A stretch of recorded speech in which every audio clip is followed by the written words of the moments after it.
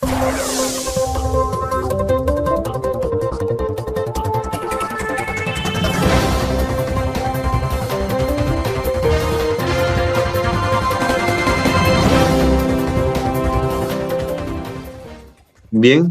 muy buenos días. Bienvenidos a este conversatorio Rusia versus Ucrania detrás del conflicto. En esta ocasión tengo el agrado de presentar al profesor Josué Fernández, quien nos va a estar acompañando también en esta mesa de diálogo. ¿Cómo estás, Josué? Muy buenos días. ¿Qué tal? ¿Cómo estás? Muy buenos días, Enrique. Muy contento de estar aquí contigo y también hablar de este tema que es muy importante para el acontecer internacional y también cómo se relaciona con nosotros, ¿no? Sí, efectivamente. Para entrar a este tema hay que dar un poco de contexto, ¿no? Y por ahí ubicar dónde está dándose esta situación, ¿no? Y quisiera compartir brevemente un pequeño mapa sobre cómo está esta situación, ¿no? Realmente, si pueden ver, esto es tomado como fuente Perú 21, por ejemplo, lo pueden ver en pantalla.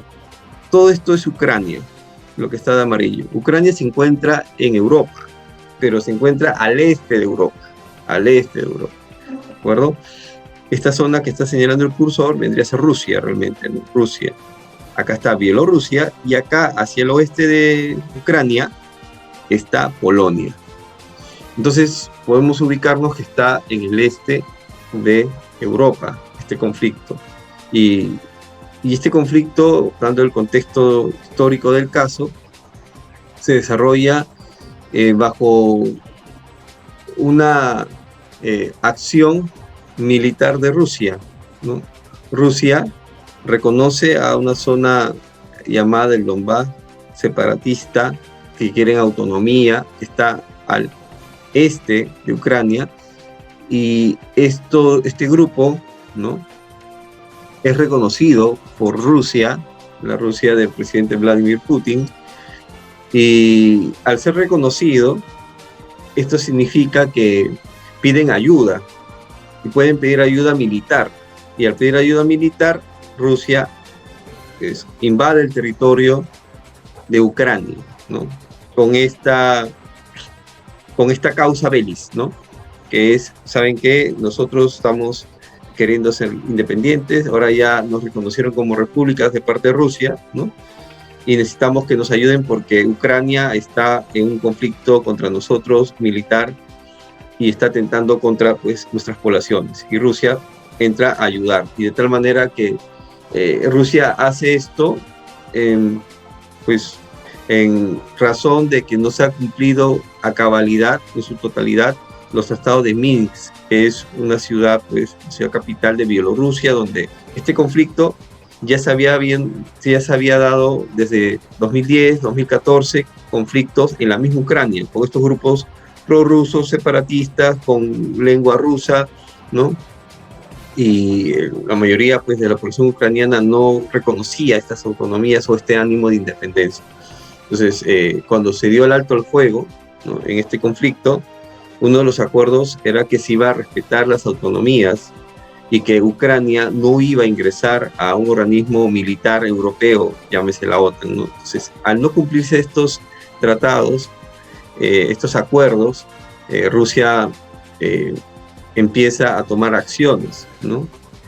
Y el desencadenante para los rusos es que Ucrania, ¿no?, está postulando a la OTAN, o sea, quiere ingresar a la OTAN, ¿no?, a la Organización del Tratado Atlántico Norte, que es un organismo militar, y también quiere ingresar a la Unión Europea. Estas situaciones han provocado que Rusia, ¿no?, tenga la excusa belis o la causa para hacer lo que está haciendo, invadir.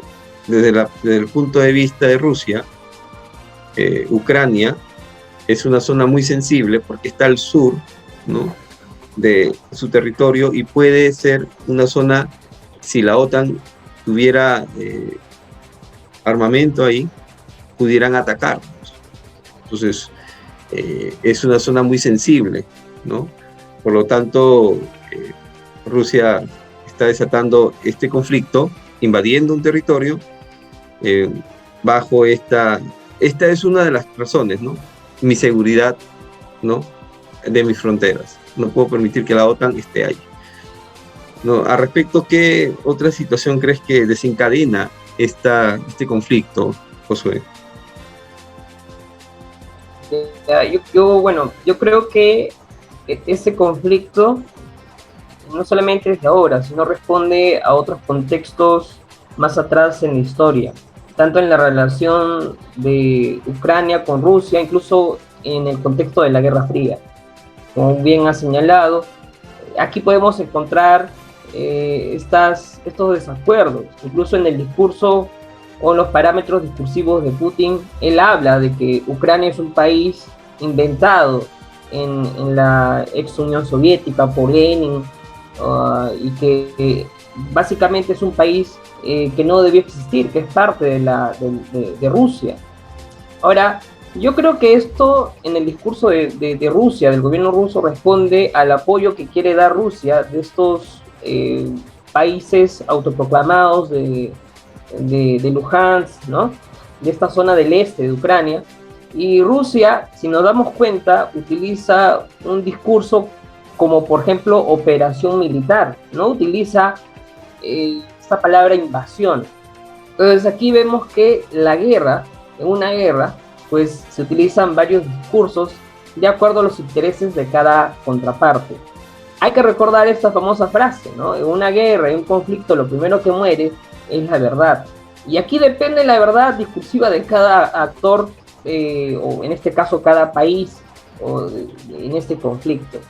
Y bueno, esto hay que señalarlo, no solamente están los intereses de Rusia, los intereses de Ucrania, de la OTAN, o también de otros países como Europa, básicamente, que ya están participando indirectamente a través, no directamente mandando tropas, sino también con este tema de dar ciertas represalias económicas a Rusia. Las sanciones económicas, ¿no? A acciones económicas. Y también esto de lo que se está hablando también, ya es un término nuevo. No es tan nuevo este término que voy a plantear aquí, pero se está hablando ahora de una guerra híbrida, ¿no? Ahora se está hablando de clases híbridas, esta famosa palabra de guerra híbrida, ¿no? La guerra, como la conocemos, ha cambiado en los últimos 10 años. 5 años ya la guerra es distinta, no solamente es en el campo de batalla, sino también a través de las redes sociales, a través de los famosos llamados fake news, noticias falsas. Cada contraparte tiene su prensa, su propaganda, y esto ya lo habíamos visto a mitad del siglo XX. Te recordarás en el régimen nazi cómo se utilizó mucho la propaganda. No había Facebook, no había redes sociales. Era el cine, ¿no? Era el cine, ¿no? Con esas propagandas de los Juegos Olímpicos de Berlín de 1936 y toda esa propaganda de la supremacía aria en el deporte que se evidenciaba, ¿no? Y se hicieron pues propagandas fílmicas, ¿no? Sí, claro. Entonces, cada contraparte maneja una prensa, una propaganda, fake news, las redes sociales. Entonces esta guerra ya se convierte en una guerra híbrida. Esto hay que tenerlo presente para el análisis de este conflicto. No abarcarnos solamente en la guerra, sino en el conflicto entero, que tiene antecedentes históricos y que puede tener repercusiones, y tiene repercusiones no solamente para el escenario europeo, sino también latinoamericano, por supuesto. Y en ese sentido que has mencionado, una guerra híbrida que va más allá de la guerra convencional, ¿no? La guerra convencional, que son armamentos, personas que están muriendo, ¿no? En ambos bandos realmente, ¿no? Civiles también. A la luz de los hechos, ¿no? A la luz de los hechos, acá juega un papel importante también la OTAN. ¿Hasta qué punto la OTAN es relevante en esta situación? Recordando que la OTAN surge pues como una respuesta estratégica militar, y vamos a tener que ir al siglo pasado, después de la Segunda Guerra Mundial, ¿no? Los aliados se dividen, ¿no? Los rusos soviéticos, en este caso la Unión Soviética como la agrupación en la cual estaba Rusia y Ucrania también, ¿no? Estaban dentro, pues, de la República Socialista Soviética, ¿no? Entonces estos estados de la Unión Soviética, con un régimen comunista, es un Estado muy presente en las áreas y las actividades de la vida cotidiana, encuentran ideológicamente en lado opuesto del mundo capitalista liderado por Estados Unidos, ¿no? Ambos se juntaron junto con Inglaterra y posiblemente Francia para derrotar a los regímenes totalitarios fascista y japonés, ¿no? En el extremo oriental, en el Pacífico. Cuando son derrotados, entonces los aliados se dividen, ¿no? Oye, ya invadimos Europa y ahora cómo nos repartimos Europa, ¿no? Por zonas de influencia. Y a raíz de esto surge la OTAN, la Organización del Tratado de Atlántico Norte, en 1949, como una respuesta militar al avance, pues, de los gobiernos que se estaban dando, ¿no? A nivel, los gobiernos de índole comunista que se estaban dando en el este. Y la OTAN es la alianza militar, en principio, ¿no? De Francia, Inglaterra, ¿no? Luego aparece la República Federal, ¿no? Si uno de estos países es atacado por Rusia o uno de sus aliados, ¿quiénes eran los aliados en ese entonces? La Unión Soviética, para precisar, era pues Alemania Democrática o Alemania del Este, estamos hablando de Checoslovaquia, ¿no? El Pacto de Varsovia, Rumanía, Polonia, los países del Este. Entonces, si pasaba un conflicto, inmediatamente saltaba ¿quién? A favor de Occidente, Estados Unidos. Y recordemos que la Unión Soviética y los Estados Unidos tenían armamento nuclear. Esta situación, la OTAN tenía pues un sentido defensivo.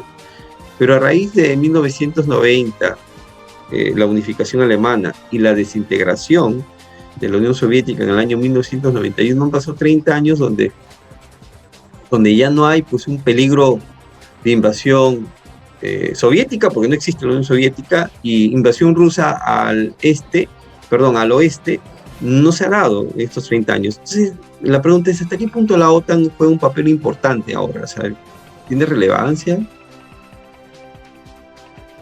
Sí, claro, la OTAN es un agente muy, muy importante en este conflicto, tiene intereses, responde a ciertas circunstancias que es importante precisar. Como tú bien has dicho, la OTAN nace, la génesis el nacimiento de esta organización es darle respuesta a los intereses geopolíticos de la URSS en su momento y ahora Rusia.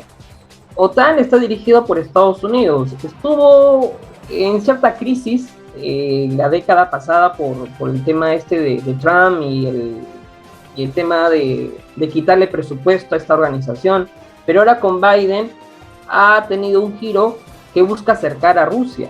Rusia maneja ciertos intereses, todo país maneja ciertos intereses geopolíticos, económicos, y cada país, ¿no? Cada organización maneja su política, ¿no? Ahora, yo creo que es importante señalar aquí en este conflicto que no hay que reducir a lo que comúnmente vemos en las películas. Aquí los jóvenes, por ejemplo, miran películas de Hollywood y siempre o generalmente el héroe es un militar norteamericano, o sale Estados Unidos como el héroe o el país, ¿no? Que busca la paz mundial o que busca establecer la democracia en Medio Oriente, en Europa del Este. Esto en realidad es meramente propaganda geopolítica que nos han acostumbrados en la cultura hegemónica que vemos en Occidente. No es así, no hay que ver esto como buenos o malos, sino ver en la real política. Cada país maneja sus intereses. La OTAN quiere acercar a Rusia y Rusia tiene que responder, por supuesto. Rusia ha visto que en los últimos años los países del Pacto de Varsovia, como Polonia, Rumania, han estado, si bien es cierto, en la Guerra Fría como parte de la URSS, ahora, en estos últimos años, han pasado como parte de esta organización, la OTAN. Y Ucrania habría sido, si es que no hubiera estallado este conflicto, un escenario de un cerco militar, ¿no? Utilizado así como Cuba, por ejemplo, en el conflicto de los misiles por parte de la URSS, o Turquía en este mismo conflicto en el gobierno de Kennedy. Entonces, Esto que vemos no es algo nuevo, eso ya ha pasado en la Guerra Fría y está pasando el tema de cercar militarmente, de apoyar militarmente a tu vecino para poder socavar sus intereses o su expansión geopolítica. Entonces, esto ha hecho la OTAN y Rusia ha tenido que responder. Ahora, también ha respondido, claro, en su discurso de operación militar para apoyar estas repúblicas populares de Luhansk, por ejemplo.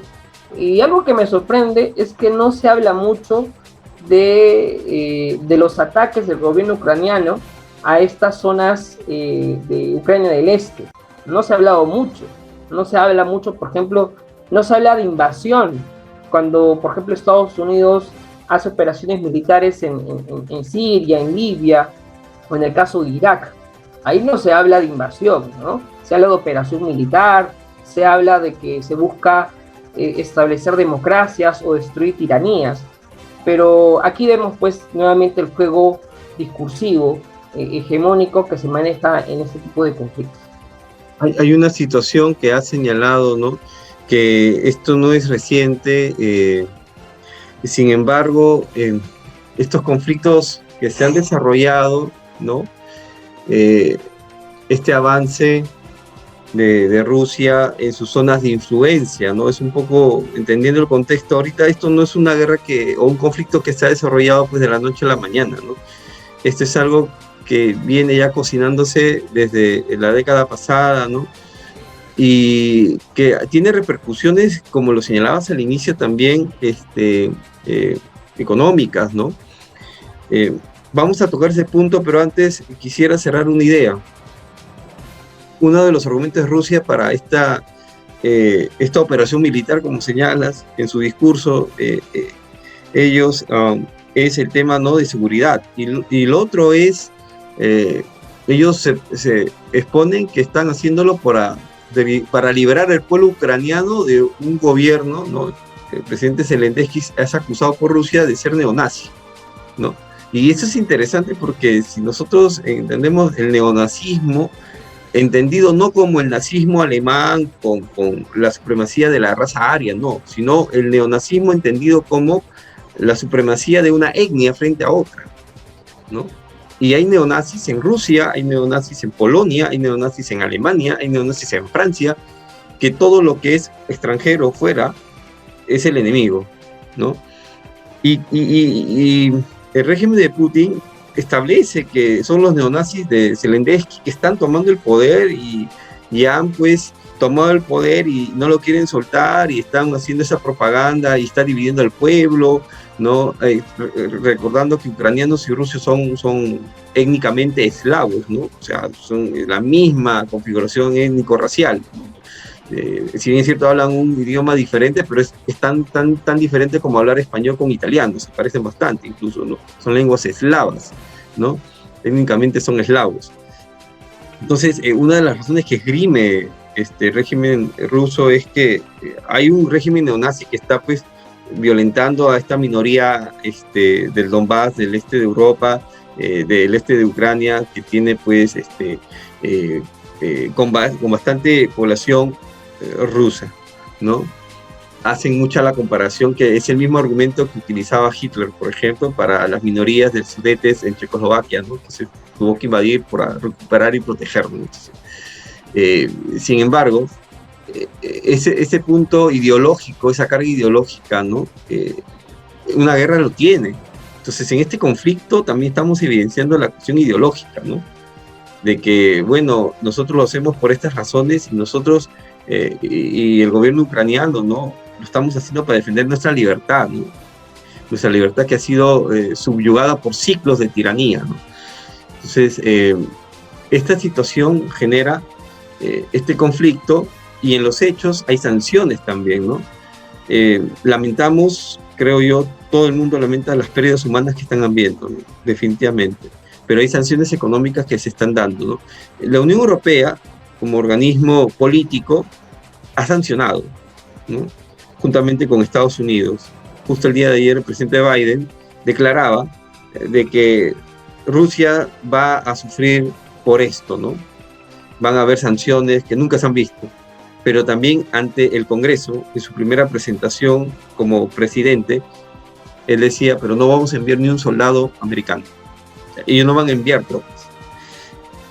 Y creo que la OTAN tampoco va a enviar tropas porque Ucrania no forma parte de la OTAN. Ucrania no es parte de la OTAN.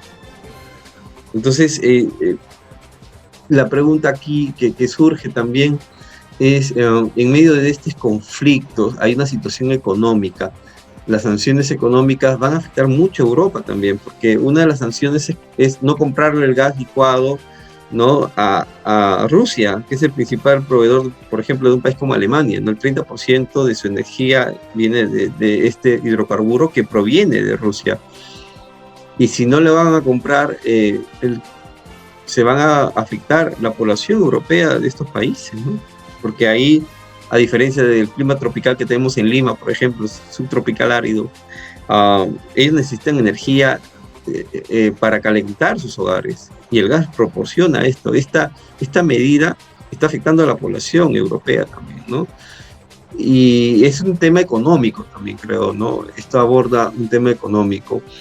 Para terminar esta parte económica política y pasar de repente a las causas bellis reales, ¿no?, detrás de los hechos. ¿Qué de China? China tiene una visión de esto, tiene un protagonismo, tiene un rol, una participación. ¿Qué hay con esto? Muy bien, muy bien. Buena pregunta. ¿Qué es de China? China, en el escenario internacional, es el gran aliado de Rusia. Y ahora Rusia, con este tema de las sanciones económicas, y aquí yo quiero hacer un paréntesis, es importante señalar a los chicos que ellos tengan en cuenta que en una guerra no solamente se participa mandando tropas, mandando un ejército, sino también a través de la diplomática, ¿no? Esa es la política en realidad, ¿no? Siempre le digo a los chicos que la política es agonal, es conflicto, es lucha. Es decir, bueno, no recuerdo quién dijo esto, pero es algo muy cierto. La guerra es hacer la política con otros medios. Es una extensión de lo político. En este conflicto, se han puesto sanciones económicas muy severas a Rusia. Hay que tomar en cuenta que Rusia es uno de los principales actores de hidrocarburos a Europa, a Alemania y a otros países europeos, las grandes economías europeas. Y también hay que tener en cuenta que Rusia también en estos últimos años parece ser que se ha preparado para este escenario. Hay que recordar que Putin, este líder ruso, es un ex agente de la KGB, es una persona que calcula, que piensa 2 veces antes de hacer un movimiento, es como el juego de ajedrez, ¿no? Uno piensa 3, 4 jugadas antes. Rusia ya sabía que al dar esta operación militar o invasión, como se le llame, pues iba a haber sanciones económicas. Y Rusia, de hecho, está preparada y sabe cómo responder a estas sanciones económicas, que no es la primera vez. Ya ha sufrido Rusia sanciones económicas del año 2014 y es visto como es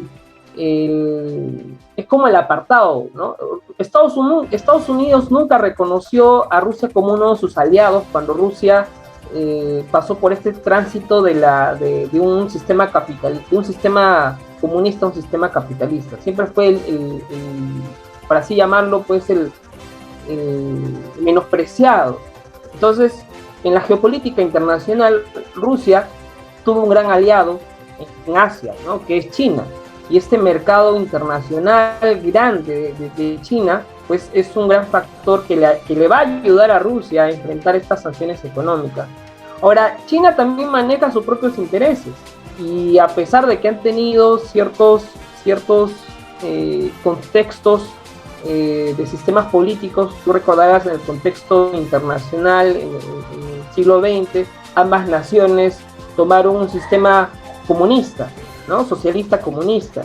Sin embargo, hubo ciertas perspectivas, incluso en plena Guerra Fría hubo conflictos, la famosa ruptura, ¿no?, entre Moscú y Pekín, ¿no? Pero de hecho tienen una gran relación, y parece ser que Estados Unidos y la Unión Europea temen de hecho que estos dos grandes países pues puedan responder. Imagínate, ¿no? No quisiéramos esto ya ser, pues, esto no es historia, ¿no? Esto es imaginación histórica tal vez, ¿no? Imaginemos que entre al escenario o al conflicto militar China, pues esto ya abriríamos otros términos, ¿no? De una guerra, pues, de una tercera guerra mundial. Pero China maneja sus intereses y de hecho Rusia tiene que respaldarse o descansar en uno de sus más grandes aliados, que es China. No le queda de otro. Claro, China entra en este juego, por ejemplo, militarmente hablando, Rusia no necesita de nadie, porque militarmente es uno de los 3 grandes ejércitos planetarios, ¿no? Pero sí económicamente necesita comercio, no puede vivir solos. Esto la asfixiaría, ¿no? Es lo que quisieron hacer incluso los países capitalistas con la revolución bolchevique, ¿no? El cordón sanitario, no comercializar, y al final los bolcheviques tuvieron que retroceder, ¿no? Y establecieron un nuevo plan económico y empezaron a hacer negocios por diferentes con la Dutch Royal de petróleo para reconocer los activos de petróleo del Cáucaso, ¿no? Entonces, esta es una historia que no es nueva realmente, es algo que ya se vio el siglo pasado, justo hace más o menos 100 años. Estamos repitiendo, si uno analiza la historia, hace 100 años, cuando la revolución soviética empieza a abarcar ya a Rusia, y militarmente están ganando los rojos, entonces lo quieren cercar económicamente, ¿no? Pero se rompe por el petróleo, ¿no? Porque le da concesiones a los norteamericanos. El régimen bolchevique reconoce a los norteamericanos, ¿no? Y se rompe, ¿no? La unión esa unión contra el régimen bolchevique de ese entonces, ¿no?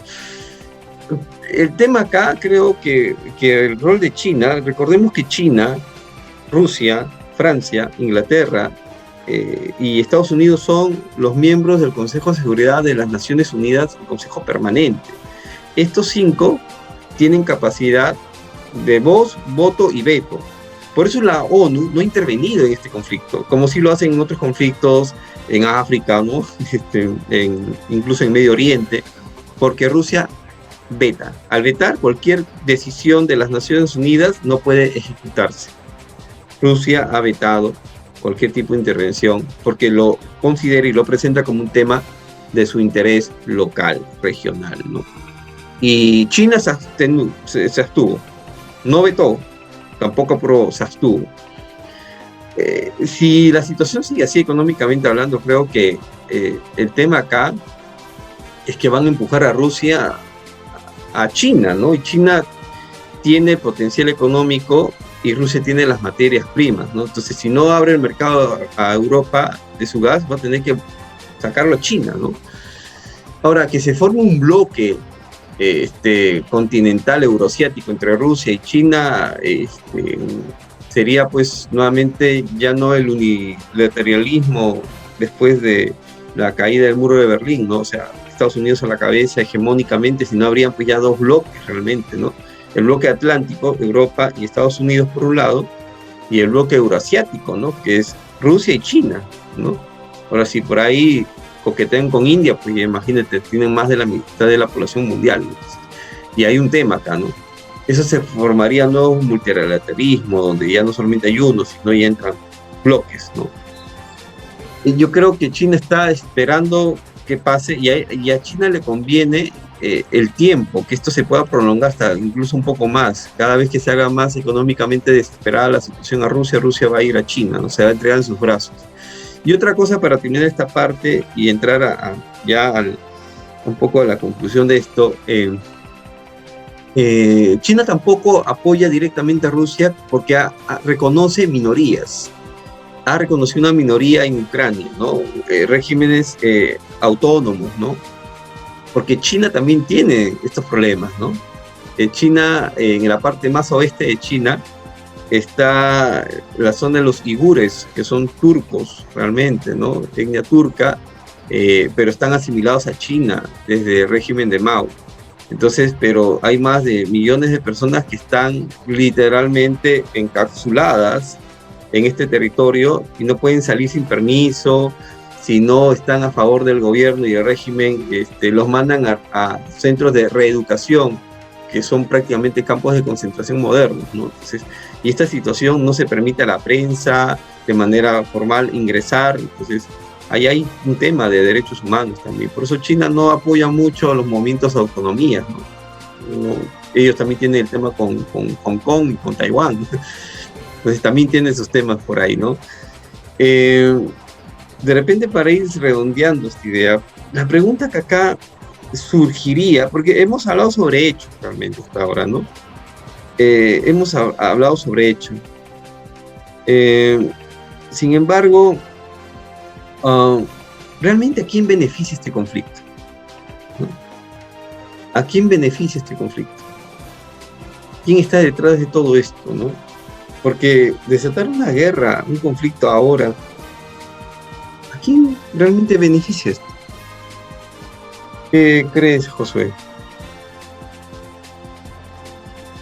Bueno, en una guerra, de hecho, siempre cuando se analiza un conflicto, al ver las causas y los intereses que manejan cada actor, tenemos que precisar también qué consecuencias trae esta guerra no solamente para los principales actores, Ucrania, Rusia, la OTAN, la Unión Europea, sino también y qué de nosotros, ¿no? Latinoamérica. ¿Cómo nos beneficia o qué consecuencias trae este conflicto para Latinoamérica y para el Perú también?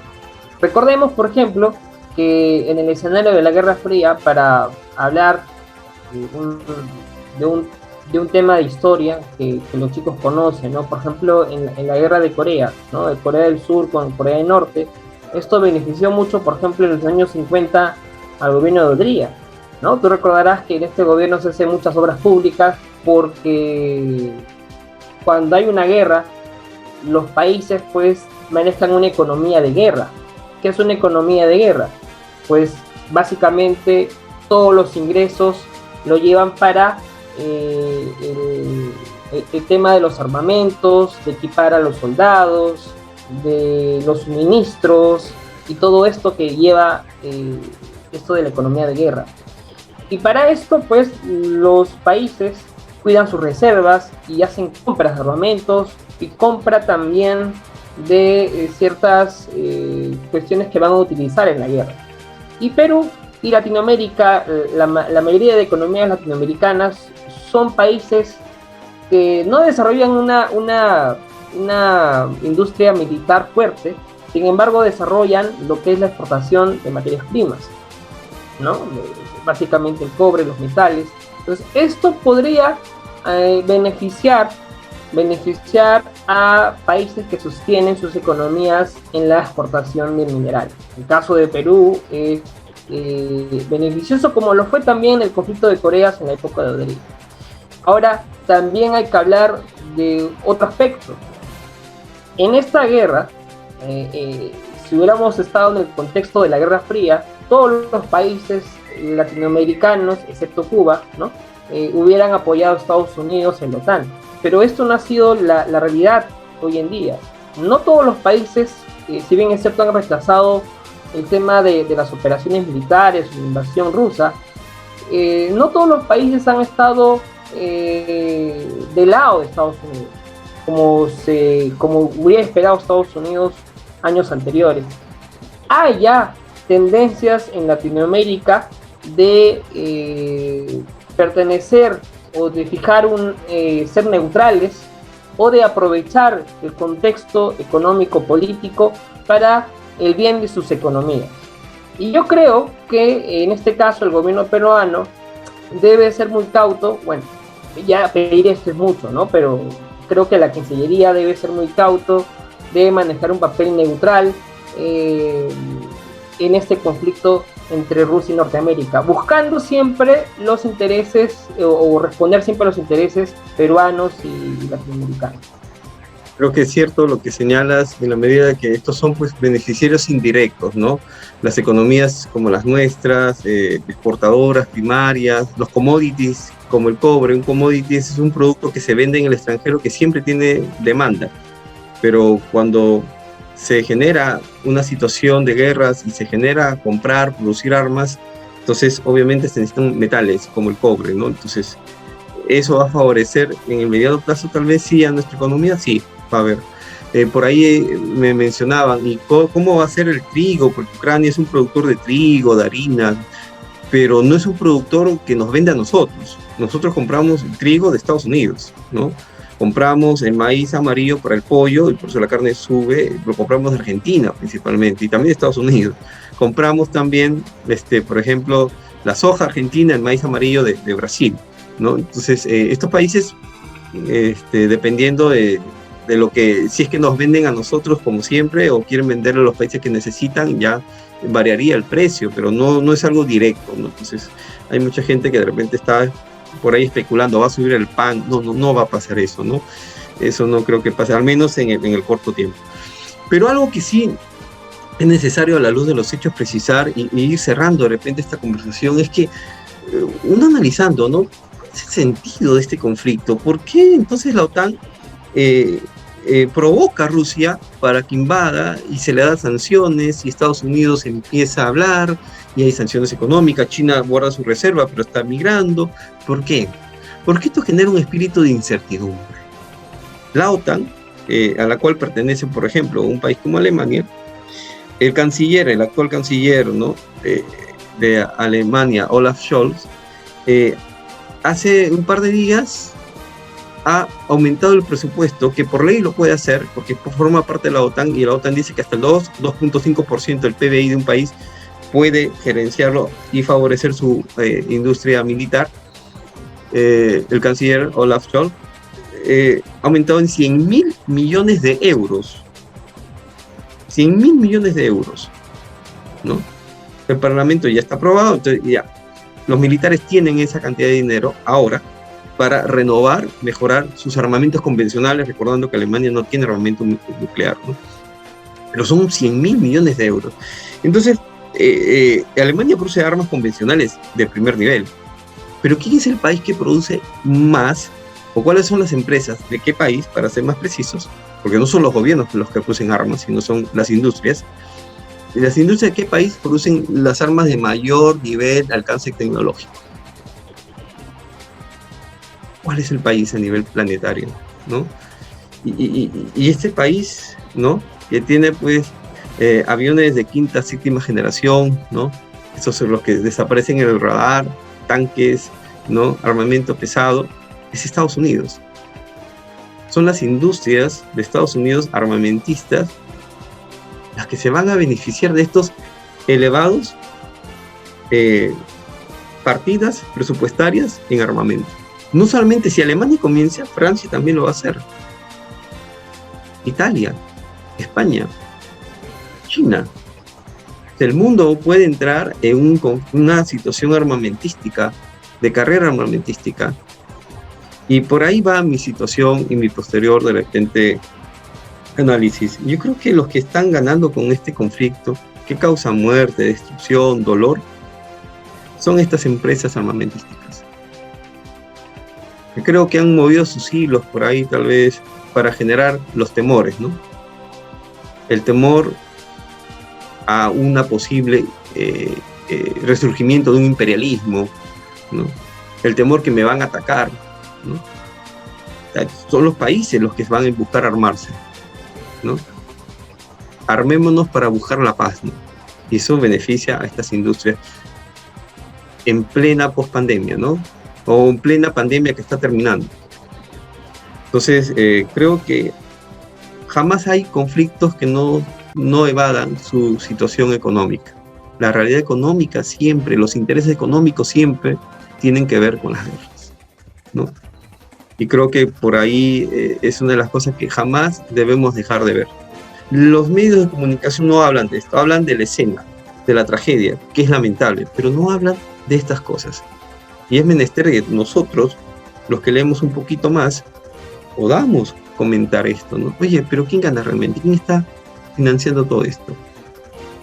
Estas empresas se van a hacer el agosto en marzo. No sé si tienes unas palabras de repente finales para concluir nuestra conversación, mi estimado José. Sí, interesante lo que señalas, Enrique, sobre las empresas armamentísticas en un escenario de crisis económica como la la pandemia, ¿no? Hablando con los chicos, recuerdo que estábamos analizando cómo es que la pandemia ha afectado la economía nacional, y viendo los datos, básicamente la pandemia nos ha hecho retroceder 10 años de avance económico. Estamos en una crisis económica muy parecida, por ejemplo, a la caída de bolsa de valores, por ejemplo, del 29, que fue un escenario Crack, ¿no? que ya señalaba, por ejemplo, el tema de los gobiernos fuertes, o la búsqueda de líderes o figuras que busquen llevar a las masas, ¿no?, a superar las crisis. Y luego vimos el conflicto internacional que empezó en Europa y que al final desató en la Segunda Guerra Mundial. No queremos hacer metahistoria, no queremos pues aquí pecar de profetas ni nada de esto, pero creemos que este escenario, que la diplomacia, que la política en otros parámetros, pues pueda sobresalir, y que este conflicto no llegue a mayores, ¿no? Básicamente Rusia tiene ciertos intereses, Ucrania también. No queremos decir qué es lo que va a suceder, pero esperemos lo mejor, ¿no? Como hay un dicho en la guerra, ¿no? Hay que estar preparados para lo peor y esperar siempre lo mejor, ¿no? Entonces hay que estar orando también. Hay que estar orando, hay que estar leyendo, informándonos sobre estas cosas que pasan en la realidad internacional y nacional también, ¿no? Gracias por esa palabra fundamental, y quisiéramos terminar esta conversación, efectivamente, ¿no? Son los conflictos, todos los conflictos tienen pues raíces económicas, ¿no? Y hay que verlo en esos contextos, ¿no? No todos los medios nos van a decir las cosas tal cual pasan. Debemos aprender a interpretar las evidencias siempre, analizando las fuentes, ¿no? Siempre buscan las otras posiciones. Solamente para terminar esta parte, la Biblia dice que van a haber rumores de guerra, van a haber guerras, y las guerras surgen por el egoísmo, ¿no? El libro de Santiago, el apóstol Santiago dice, y la raíz de todos los males es el amor al dinero, y eso es egoísmo, ¿no? Hay gente que no les importa lo que está pasando, y van a seguir haciendo sus armas. Van a seguir son preventivamente, ¿no? Hacer guerras, inventarse cupos, ¿no? Y nosotros debemos ser cautos con eso, ¿no? Así que hay que orar para que esto, sobre todo el dolor de las poblaciones que son vulnerables, y que como población seamos muy sabios y sensatos para tomar decisiones en democracia y escoger las mejores autoridades también, ¿no? Eso es muy importante para el desarrollo de la humanidad. Bueno, eso ya el tiempo nos ganó. Gracias, Josué, por tu participación, ¿no?, en esta mesa de diálogos, y esperamos pronto encontrarnos y seguir conversando un poco más sobre la actualidad. Gracias, Josué, y gracias, muchachos, por escucharnos. Hasta la próxima. Nos estamos viendo. Nos vemos. Chao, chao.